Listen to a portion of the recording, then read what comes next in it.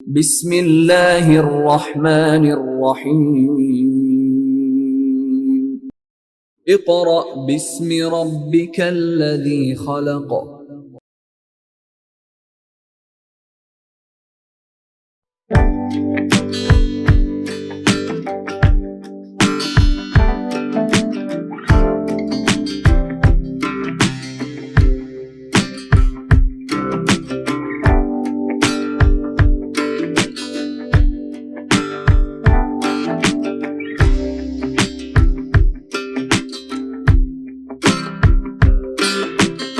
Bismillahirrahmanirrahim.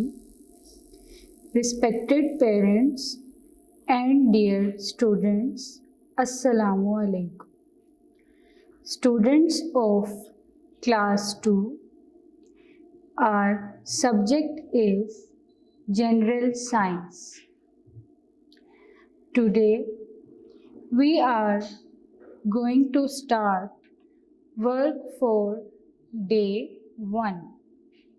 That is unit number 1. We will discuss about this chapter in 3 steps. First is reading. Bismillahirrahmanirrahim. Respected parents and dear students, Assalamu alaikum. Students of class 2, our subject is General Science. Today we are going to start work for day 1. Students, we will discuss about the chapter in 3 steps. Students, हम unit 1 को 3 steps में discuss करेंगे. First step है reading. Second step में difficult words के meanings. और third step में हम एक्सरसाइज यानी कि आपकी चैप्टर के पीछे जो एक्सरसाइज मौजूद है उसमें MCQs और शॉर्ट क्वेश्चंस करेंगे. स्टूडेंट्स,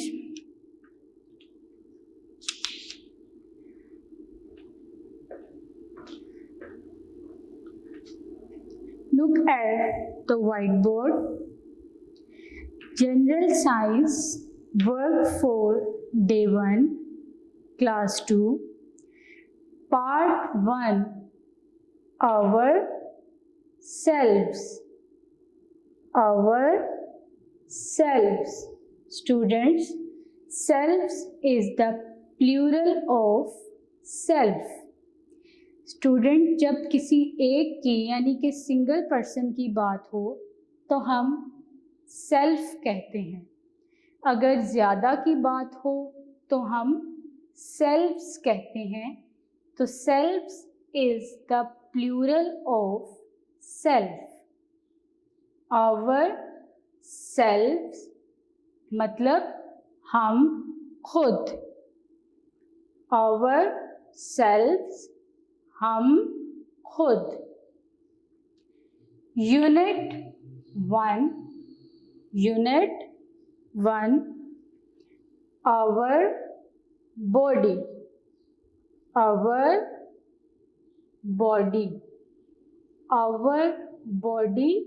हमारा जिस्म. स्टूडेंट्स, तो पार्ट 1 आवर सेल्फ्स मतलब हम खुद. यूनिट 1 आवर बॉडी हमारा जिस्म. So students, put out your general science books, page number 2. Page number 2.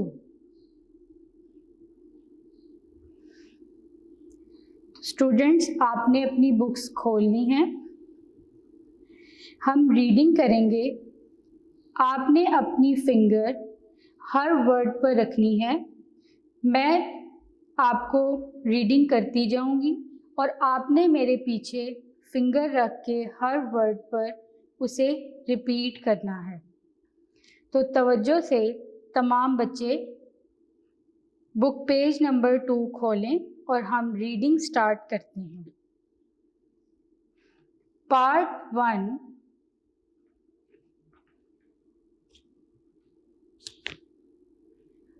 Part 1, ourselves. Ourselves यानी कि हम खुद। Unit 1, our body. Our body हमारा जिस्म। स्टूडेंट्स, बुक पेज नंबर 2 पर येलो बॉक्स दिया गया है। सबसे पहले येलो बॉक्स में जो लिखा है उसको समझते हैं और रीडिंग करते हैं। तो तमाम बच्चे मेरे साथ रीडिंग करें। जैसे मैं पढ़ रही हूँ आप मेरे पीछे रिपीट करें और पढ़ें, और फिंगर आपकी उसी वर्ड पर होनी चाहिए जो मैं पढ़ रही हूँ। स्टूडेंट्स, यहाँ पर लिखा है do you know. Do you know इसका मतलब है क्या आप जानते हैं? Insects have skeleton outside their body. Insects का क्या मतलब है? कीड़े मकोड़े। Skeleton ढांचा। Outside, outside का मतलब है बैरूनी सतह। Insects have skeleton outside their body. ऐसे इंसेक्ट्स जिनका स्केलेटन यानी कि ढांचा उनकी बॉडी के बाहर मौजूद है, उसे हम क्या कहते हैं? Such skeletons are called exoskeleton. क्या कहते हैं? Exo, EXO, exo skeleton, SKELETON,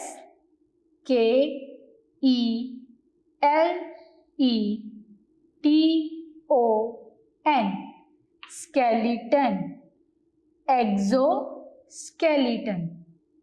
students, ऐसे इंसेक्ट्स जिनका स्केलेटन यानी कि ढांचा उनकी बॉडी के बाहर मौजूद हो, उन्हें हम क्या कहते हैं?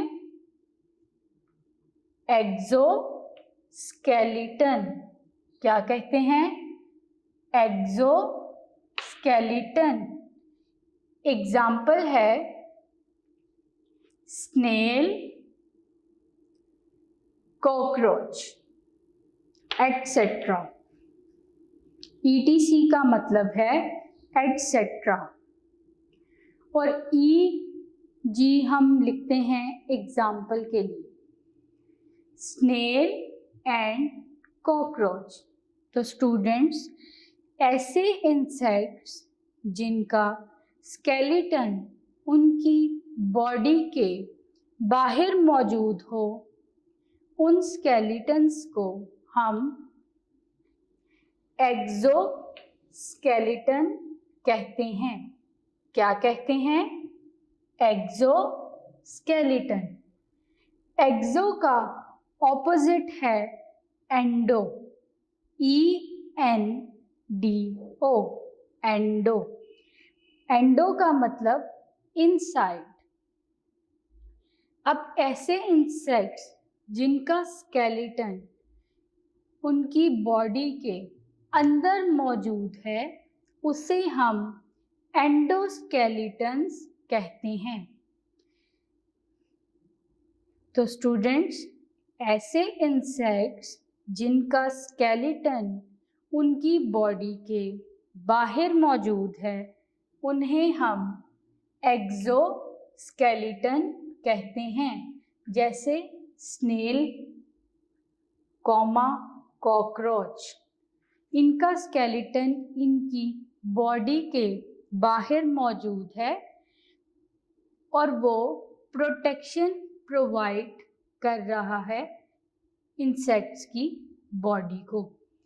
और ये स्केलेटन हम देख सकते हैं, ये स्केलेटन विजिबल होता है जिसे हम देख सकते हैं। स्टूडेंट्स, तो एक्सोस्केलेटन्स क्लियर। नेक्स्ट मेरे साथ आप भी रीडिंग करें। The human body comes in many sizes and shapes. Human body इंसानी जिस्म, ठीक है। जो ह्यूमन बॉडी है यानी कि इंसानी जिस्म वो बहुत सारे डिफरेंट साइजेस और शेप्स का होता है। अब डिफरेंट साइजेस और शेप्स में क्या है? यू कैन बी टॉल और शॉर्ट, कॉमा, वीक और स्ट्रॉन्ग। तो स्टूडेंट्स, हमने ये पढ़ा भी कि ह्यूमन बॉडी बहुत सारे साइजेस और शेप्स की होती है। साइज में अब आगे वो कह रहे हैं यू कैन बी टॉल और शॉर्ट। जैसे कोई लंबा है यानी उसकी हाइट में, तो उसे हम टॉल कहेंगे, और किसी की हाइट छोटी है तो उसे हम शॉर्ट कहेंगे। जैसा कि स्टूडेंट्स, आपके फादर आपसे हाइट में बड़े हैं तो आप उन्हें टॉल कहेंगे, और आप अभी छोटे हैं तो आपको शॉर्ट कह सकते हैं। तो साइजेस ह्यूमन बॉडी का डिफरेंट होता है। वीक और स्ट्रॉन्ग। वीक जैसे कोई बहुत दुबला पतला है तो उसे हम वीक कहेंगे, और कोई हेल्दी है उसे हम स्ट्रॉन्ग कहेंगे। जैसे कोई हेल्दी है थोड़ा तो उसे हम स्ट्रॉन्ग कहेंगे, और जो थोड़ा दुबला पतला है उसे हम वीक कहेंगे। तो इससे हमें ये पता चला कि ह्यूमन बॉडी मुख्तलिफ साइज और शेप की होती है। किसी की भी शेप और साइज सेम नहीं होता, सबका साइज और शेप डिफरेंट है। जैसे कोई टॉल है, शॉर्ट है, इसी तरह कोई वीक है और स्ट्रॉन्ग है।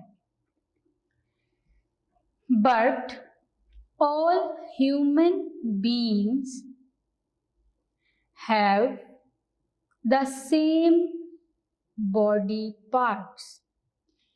लेकिन जो ह्यूमन बीइंग्स हैं यानी कि इंसान, उनके बॉडी के पार्ट्स सेम होते हैं।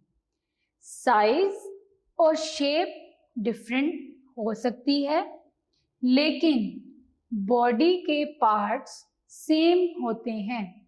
जैसे स्टूडेंट्स, हम सब की 2 आंखें हैं इसी तरह 2 कान हैं, 2 ही हाथ हैं और 1 जुबान है। तो बॉडी पार्ट्स सबके सेम होते हैं।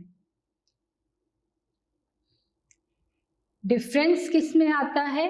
साइजेस और शेप्स में, कि कोई टॉल है और कोई शॉर्ट है, इसी तरह कोई वीक है और कोई स्ट्रॉन्ग है, बट बॉडी पार्ट्स सेम होते हैं ह्यूमन बीइंग्स में। जैसा कि मैंने आपको बताया अभी कि सबकी 2 आंखें हैं, 2 कान हैं, इसी तरह 2 हाथ हैं, 2 पाँव हैं, तो बॉडी पार्ट्स सब इंसानों के एक जैसे होते हैं।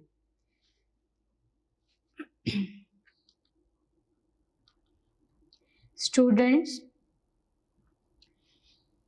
नेक्स्ट देखें, फिंगर रखें, बोन्स। क्या है? बोन्स, BONES,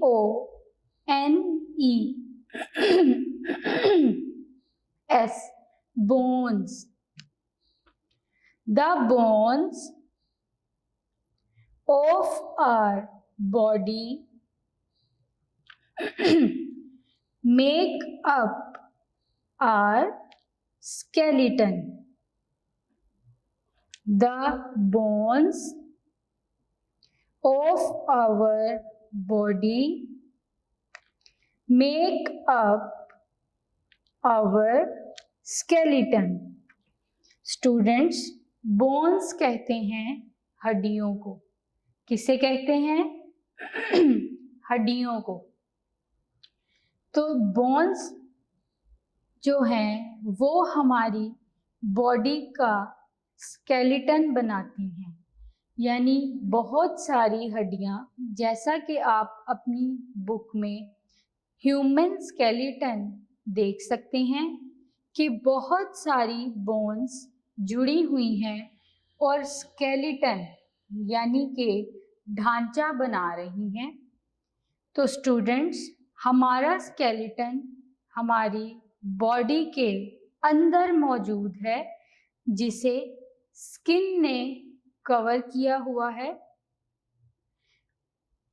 जैसे हमने ऊपर पढ़ा कि insects have skeleton outside their body. जो इंसेक्ट्स हैं उनका स्केलेटन बॉडी के बाहर मौजूद है, उन्हें हम एक्सोस्केलेटन कहते हैं। लेकिन ह्यूमन बीइंग्स का स्केलेटन किससे मिलकर बना है? बोन्स यानी कि हड्डियों से मिलकर बना है, जिसे हम स्केलेटन कहते हैं।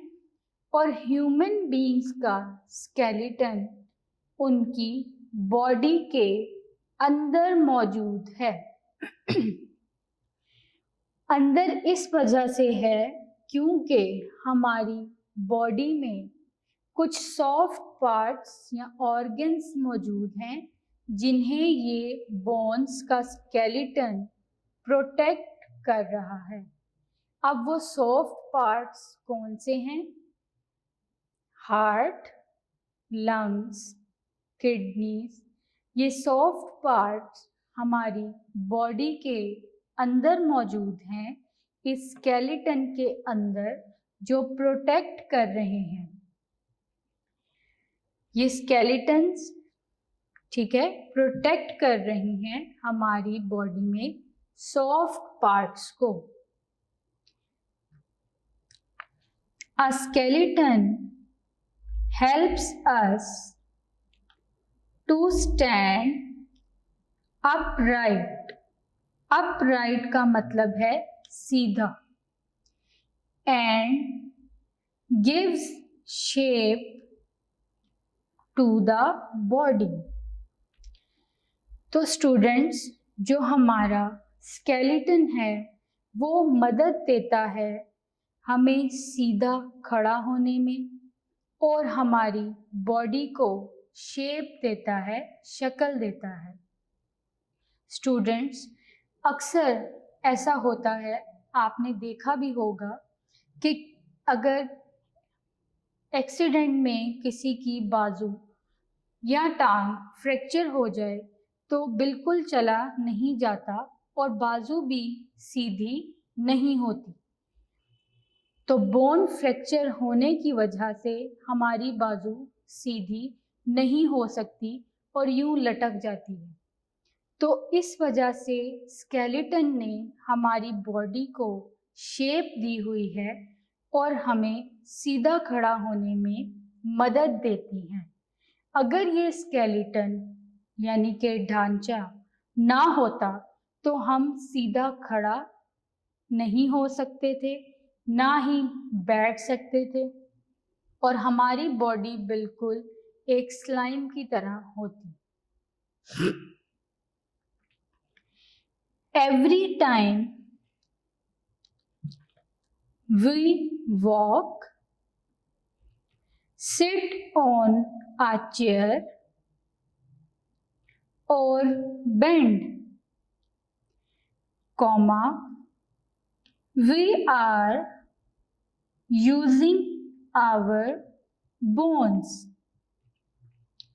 Students, हर वक्त जब हम चलते हैं यानी कि वॉक कर रहे हैं, कुर्सी पर बैठे हुए हैं और बेंड हो रहे हैं, जैसे कोई चीज़ आपकी नीचे ज़मीन पर गिर गई है तो आप बेंड होकर उस चीज़ को पिक कर रहे हैं, तो इसमें हमारी बोन्स इस्तेमाल हो रही हैं जिसकी वजह से हम चल रहे हैं। जब आप चलते हैं तो आपकी जो नी है वो बेंड होती है और आप फिर एक स्टेप आगे बढ़ते हैं। इसी तरह जब आप बैठते हैं तो आपकी जो स्पाइनल कॉर्ड है वो बेंड होती है। जब आप खड़े हैं तो वो बिल्कुल स्ट्रेट है। इसी तरह स्टूडेंट्स, हमारी बोन्स इस्तेमाल होती हैं जब भी हम चलते हैं या बैठते हैं या अपनी बॉडी को बेंड करते हैं किसी भी चीज़ के लिए, किसी भी एक्शन के लिए, तो उसमें हमारी बोन्स इस्तेमाल हो रही हैं। When we become adults, when we become adults, comma, adults का मतलब होता है बालिग, जो बड़ा हो जाए, बालिग, उसे एडल्ट्स कहते हैं। We have, बोर्ड पर देखें, when we become adults, comma, we have 206 bones in our body. Students, जब हम बड़े हो जाते हैं, बालिग हो जाते हैं, तो हमारी बॉडी में कितनी बोन्स मौजूद होती हैं? 206 बोन्स in our बॉडी। जब हम बड़े हो जाते हैं तो हमारी बॉडी में 206 बोन्स मौजूद होती हैं।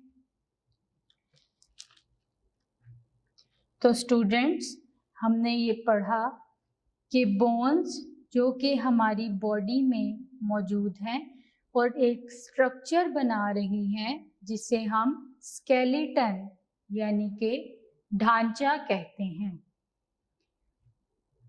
पेज नंबर 3 पर पिंक बॉक्स, तमाम बच्चे तवज्जो करें, पिंक बॉक्स मौजूद है।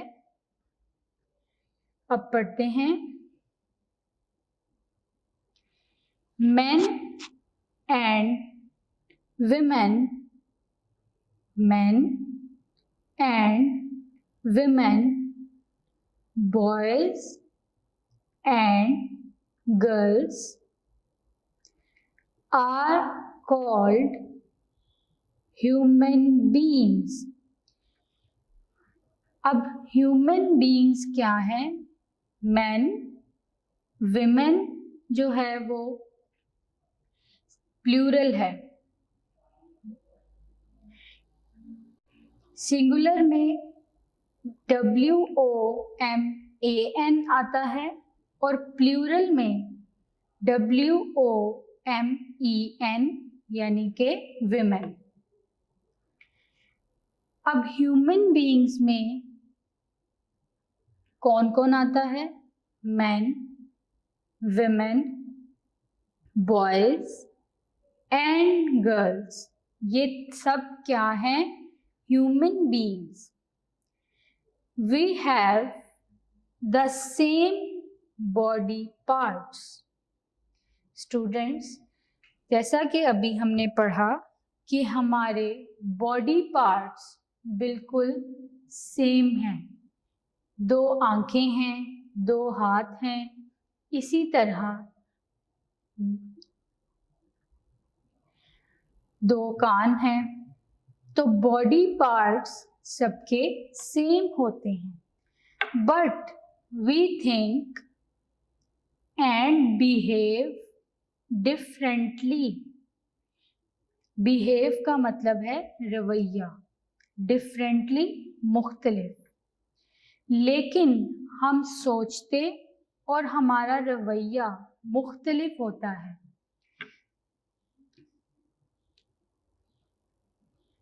We also look different from one another। और हम हर चीज़ को मुख्तलिफ तरीके से देखते हैं।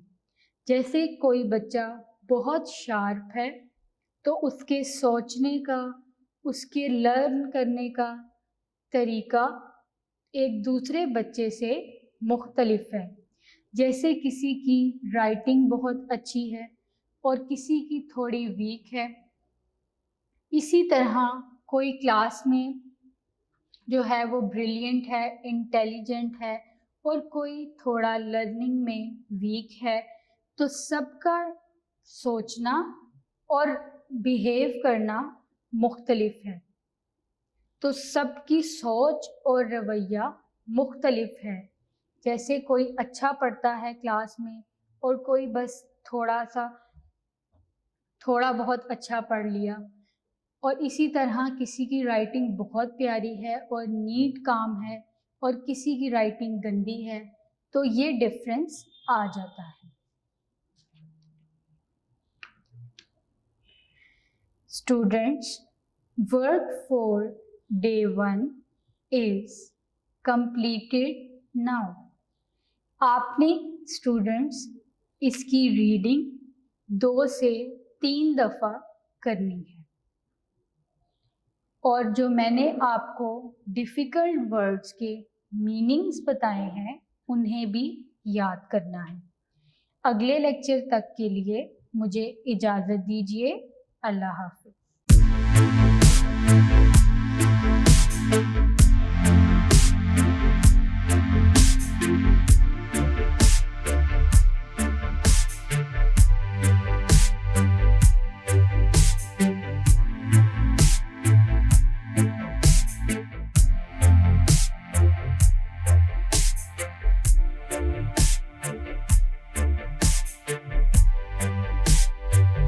Students of class 2, now we will start work for day 2 of general science.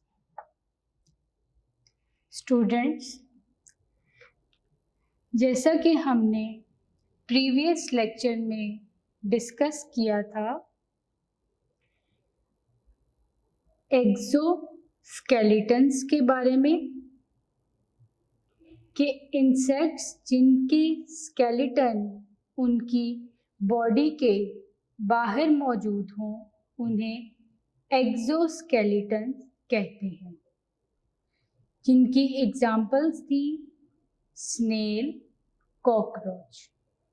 Students, फिर हमने बोन्स के बारे में पढ़ा था। बोन्स जो कि हमारी बॉडी का स्केलेटन बनाती हैं, बोन्स जब मिलती हैं आपस में तो एक स्ट्रक्चर बनाती हैं जिन्हें हम स्केलेटन यानी कि ढांचा कहते हैं। स्टूडेंट्स, हमने ये पढ़ा था कि स्केलेटन हमारी बॉडी को शेप देता है और सपोर्ट करता है सीधा खड़ा होने में, बेंड होने में। हम कोई भी काम कर रहे हैं तो बोन्स हमारी उसमें इस्तेमाल हो रही हैं, जो कि बेंडिंग कराने में मदद दे रही हैं, सीधा खड़ा होने में, बैठने में, चलने में। स्टूडेंट्स, आज जो हमने डिस्कस करना है that is muscles and joints. Muscles and joints.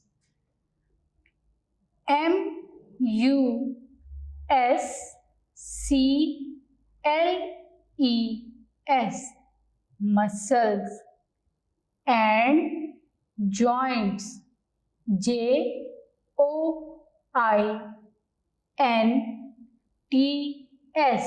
joints. Muscles कहते हैं पट्ठों को और जॉइंट्स जोड़ को। स्टूडेंट्स, आप डायग्राम में देख सकते हैं, ये जो रेड से आपको नज़र आ रहे हैं ये मसल्स हैं और इनके दरमियान ये बोन्स हैं, ये भी बोन है, ये भी, और ये आपकी फिंगर्स की बोन है। लेकिन आपकी ये कोहनी के पास एक जॉइंट है जो मदद दे रहा है आपकी बाजू को मूव करने में। ठीक है स्टूडेंट्स, ये मसल है और ये ब्लैक में जॉइंट है। तो अब पढ़ते हैं बुक पेज नंबर 3। तमाम स्टूडेंट्स फिंगर रखें और मेरे साथ साथ रीडिंग करें। Page number 3, muscles. मसल्स पट्ठे एंड और जॉइंट्स। जॉइंट्स जोड़। Bones do not work alone. Students, bones जो हैं वो अकेले काम नहीं करती, बल्कि वो हेल्प लेकर मूव करती हैं। किस तरह? They move with the help of muscles and joints. तो स्टूडेंट्स, जैसा कि आप बोर्ड पर डायग्राम देख रहे हैं, ये बोन है और ये मसल्स हैं और इनके एंड पर जॉइंट मौजूद है। तो स्टूडेंट्स, आपकी एल्बो, उसे आप ऊपर नीचे मूव कर सकते हैं अपने हाथ को। तो वो आप किस तरह कर रहे हैं? ये जो जॉइंट है इससे जो बोन्स अटैच हैं ये किस तरह मूव कर रही हैं? इस जॉइंट की वजह से ही। जैसे मैं ये अपना हाथ सीधा नीचे बेंड कर सकती हूँ, इसी तरह ऊपर कर सकती हूँ। आप देख सकते हैं ये मेरा हाथ है। अब मैं इसे ऊपर बेंड कर रही हूँ या मैं इसे नीचे कर रही हूँ। तो ये देखिए, ये जॉइंट है एल्बो का, इसकी वजह से मेरा ये हाथ बाजू मूव कर रहा है। इसी तरह स्टूडेंट्स, ये फिंगर है, आप देख सकते हैं इसके कितने जॉइंट्स हैं? 1, 2 एंड 3। अगर इस फिंगर में जॉइंट्स मौजूद ना हो तो हमारी फिंगर यूं स्ट्रेट ही रहेगी। लेकिन जॉइंट्स मौजूद होने की वजह से हम इसे बेंड कर सकते हैं। ये देखिए, हम इसे बेंड कर सकते हैं। तो इसी तरह हमारी ये एल्बो है जिसे हम बेंड कर रहे हैं जॉइंट की वजह से। हमारे मसल्स, जब हम कोई चीज़ उठा रहे हैं तो हमारे मसल्स कॉन्ट्रैक्ट हो रहे हैं। इसी तरह कोई चीज़ आप रख रहे हैं तो आपके मसल्स रिलैक्स हैं। तो ये जो हमारी मूवमेंट है ये इस जॉइंट की वजह से है, एल्बो में जो जॉइंट मौजूद है। Is it clear? The place where two bones meet is called a joint. Students, ये देखिए, जहाँ से दो हड्डियाँ आपस में मिल रही हैं उसे हम जॉइंट कहते हैं। क्या कहते हैं? जॉइंट। एक ये बोन है और ये बोन इसके साथ अटैच है।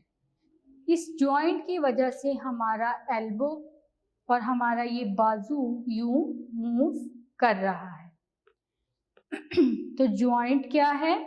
जहाँ पर दो बोन्स मिल रही हैं उसे हम जॉइंट कहते हैं। Joints help the skeleton to move. Joints यानी कि जोड़ हमारे स्केलेटन को मदद देते हैं चलने में। अब स्टूडेंट्स, ये जो आपकी नी है यानी कि घुटना, जब आप चलते हैं तो ये बेंड होता है। ये दो हड्डियां भी एक पॉइंट पर मिल रही हैं जिसे हम जॉइंट कहते हैं, जो आपको चलने में मदद देती हैं। इसी तरह एल्बो का मैंने आपको बताया, आप डायग्राम में भी देख सकते हैं कि ये दो हड्डियां इससे मिली हैं। अगर ये जॉइंट मौजूद ना होता तो हमारी बाजू बिल्कुल स्ट्रेट रहती, लेकिन इस जॉइंट की वजह से हम मूव कर सकते हैं ऊपर नीचे दाएं बाएं, ऑल डायरेक्शंस में हम अपनी एल्बो मूव कर सकते हैं।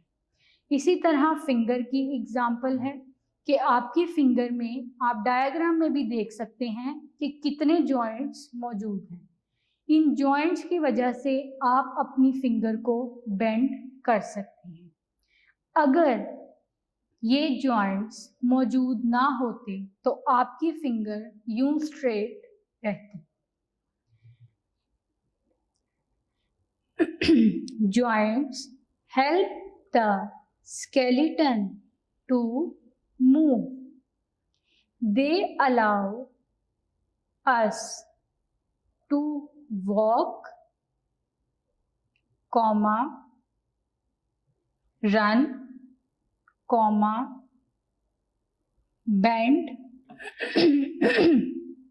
और lift things. इन जॉइंट्स की मदद से ही हम चल सकते हैं, दौड़ सकते हैं और अपनी किसी भी बॉडी को बेंड कर सकते हैं। जैसे मैंने आपको बताया कि आप चलते वक्त अपने नी यानी कि घुटने को बेंड करते हैं। इसी तरह जब आप स्टेयर्स पर ऊपर जा रहे हैं तो आप एक एक स्टेप रखते हैं और बेंड करते हैं, फिर स्ट्रेट करते हैं, फिर बेंड करते हैं, फिर स्ट्रेट करते हैं अपने टांगों को। और लिफ्ट थिंग्स, कोई भी चीज़ उठा सकते हैं।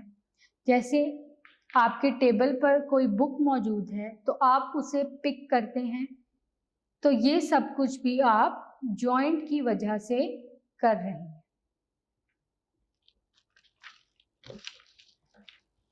स्टूडेंट्स, पेज नंबर 4 देखें, फिंगर रखें और मेरे साथ साथ पढ़ें। Our muscles need food to work. Our muscles need food to work. हमारे जो पट्टे हैं, ये आप डायग्राम में रेड में देख रहे हैं, ये मसल्स हैं. हमारे जो पट्टे हैं उन्हें काम करने के लिए एनर्जी चाहिए, और वो एनर्जी हम यानी कि तवानाई हम कहाँ से लेते हैं? फूड से.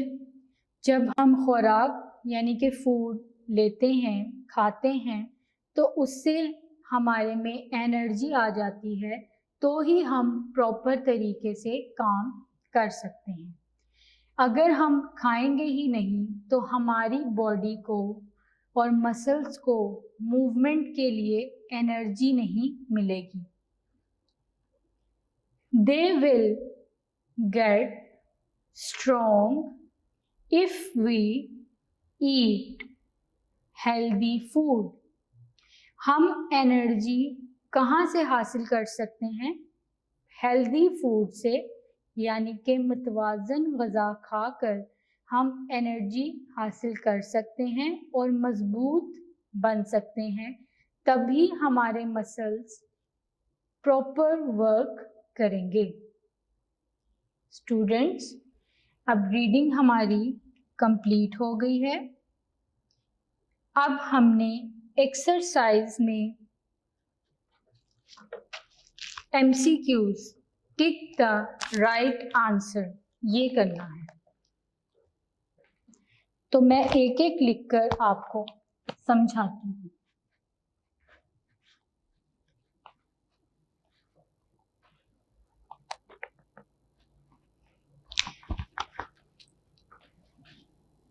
टिक the right answer. Students, first है as you grow, comma, your skeleton,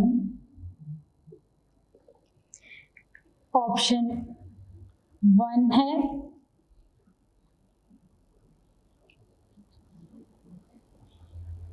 grows, option 2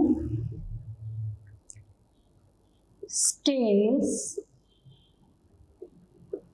the same size.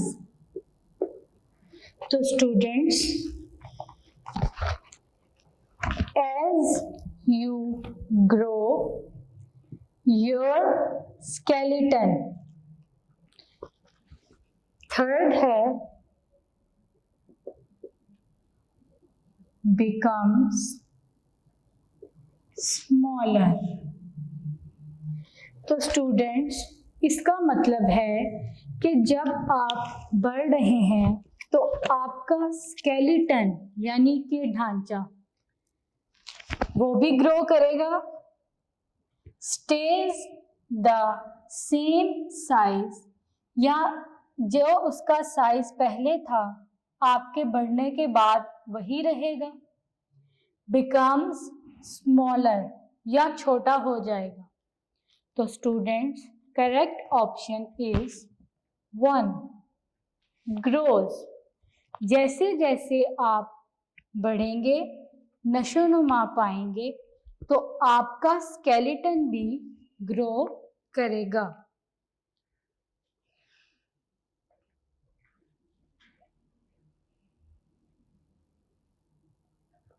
Second है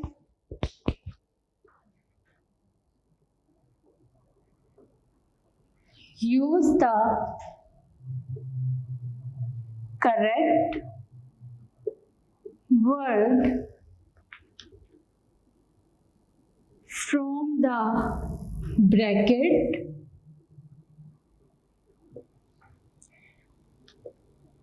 to Fill in the blank.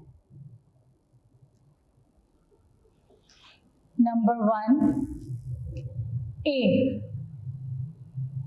A है a dash is a place where two bones meet.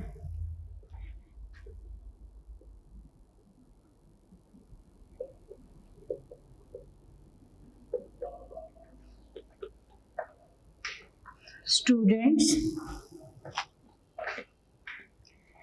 a dash is a place where two bones meet.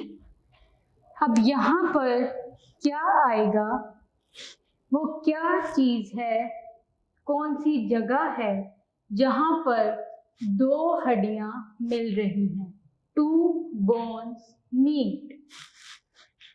तो आपके पास option है, correct word बताइए, muscle comma joint. तो correct option या correct word है joint. तो हम यहाँ लिखेंगे a joint is a place where two bones meet. Joint is the correct word. B है muscles need dash to become strong.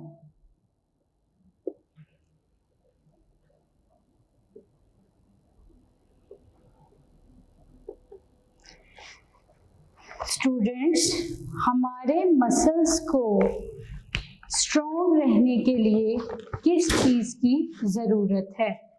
Muscles need dash to become strong, food या air? तो students, correct word is food.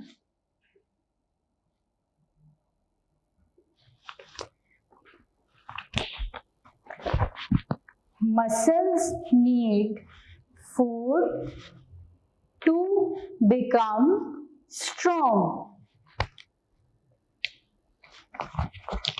सी देखिए, bones are used to dash move, comma, remember. Students, bones are used to dash move, comma, remember. Students, हमारी bones को या हमारी bones किस लिए इस्तेमाल होती हैं? हम किस लिए बोन्स को इस्तेमाल करते हैं? Correct word is move. तो हम चलने के लिए यानी कि हरकत करने के लिए बोन्स को यूज करते हैं। Bones are used to move. D देखते हैं।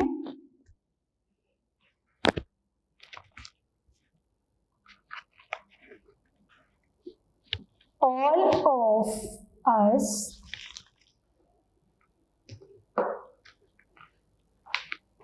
have dash number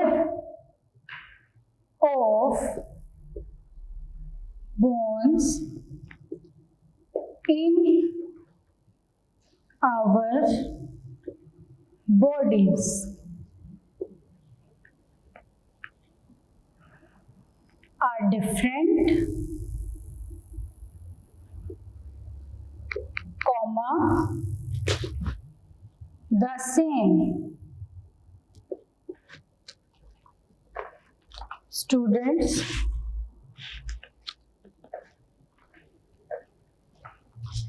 all of us have dash number of bones in our bodies.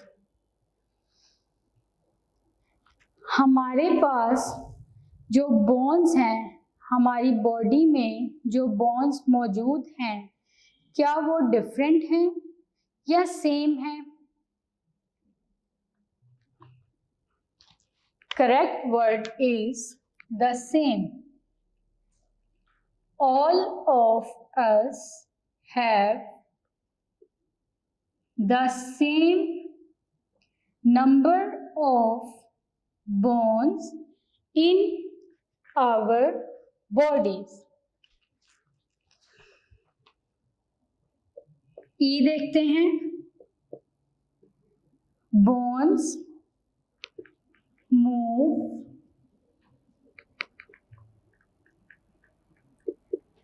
with the help of dash and joints. Food, comma, muscles. Students, bones move with the help of dash and joints. जो हमारी bones हैं वो किसकी मदद से move करती हैं? Food, comma, muscles. The correct word is muscles.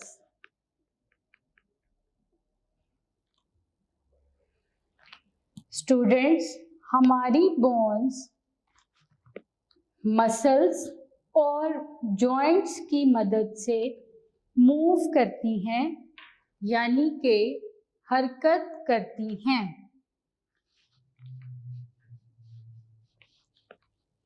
अब एफ देखते हैं.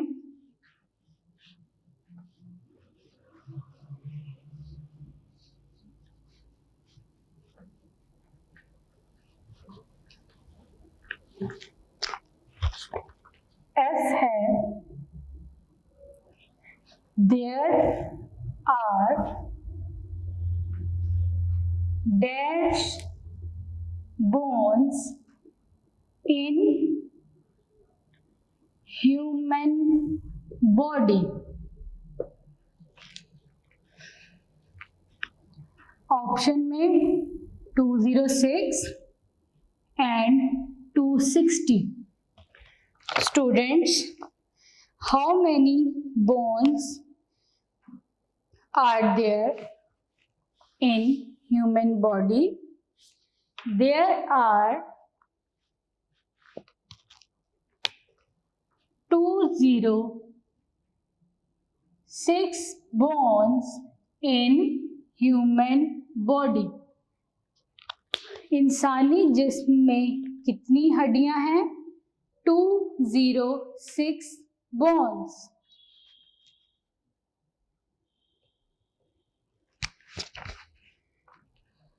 G and last is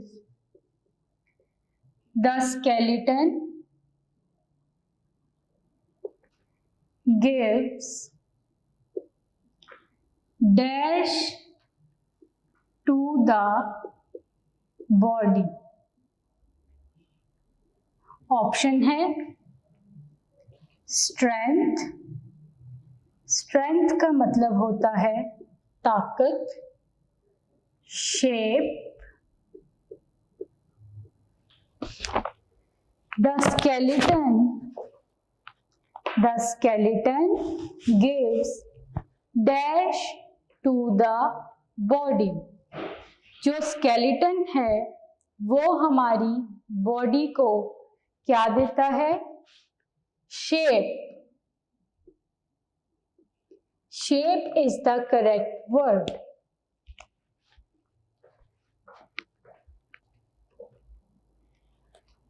Students, exercise में हमने tick the right answer and question 2 में use the correct word from the bracket to fill in the blank complete कर लिया. So students, work for day 2 is completed now. आपने 2 से 3 दफ़ा reading करनी है और डिफ़िकल्ट वर्ड्स के मीनिंग्स जो मैंने आपको बताए हैं उन्हें भी याद करना है. और एक्सरसाइज में ये दोनों क्वेश्चन नंबर 2 और 1 का बी पार्ट यानी टिक द राइट आंसर, ये आपने अच्छे से याद करना है. अगले लेक्चर तक के लिए मुझे इजाज़त दीजिए. अल्लाह हाफ़िज़.